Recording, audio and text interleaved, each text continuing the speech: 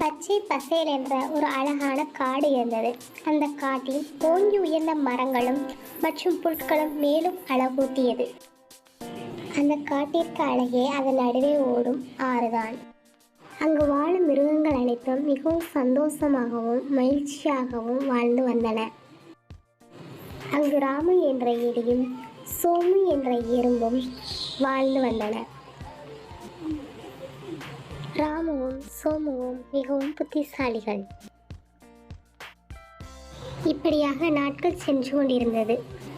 யானை கூட்டம் ஒன்று ஓர் இடத்திலிருந்து இன்னொரு இடத்திற்கு இடம்பெயர்ந்து வந்தது.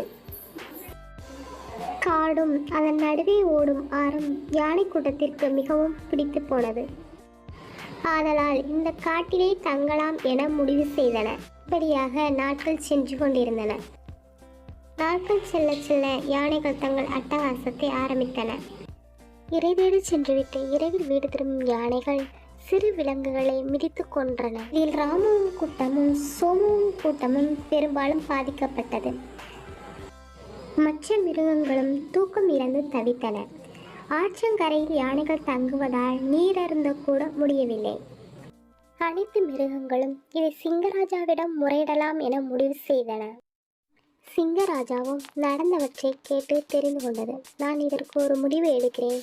நான் யானைகளின் தலைவிடம் இது குறித்து பேசுகிறேன் என்று சொல்லி வாக்குறுதி கொடுத்து அனுப்பியது. காட்டின் ராஜா சிங்கம் யானைகளின் தலைவனை சந்தித்து பேசியது.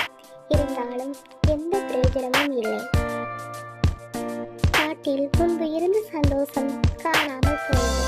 மிருகங்கள் தாங்கள் நண்பர்களை இழந்து வாடத் தொடங்கின. நண்பர்களான ராமுவும் சோமுவும் கலந்து பேசி ஓர் முடிவு செய்தனர்.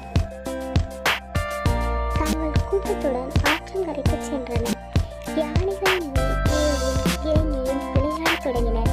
எறும்புகள் யானைகளின் காதுகளில் உள்ளே நுழைந்து விளையாடத் தொடங்கியது. யானைகள் பயந்து ஓடின.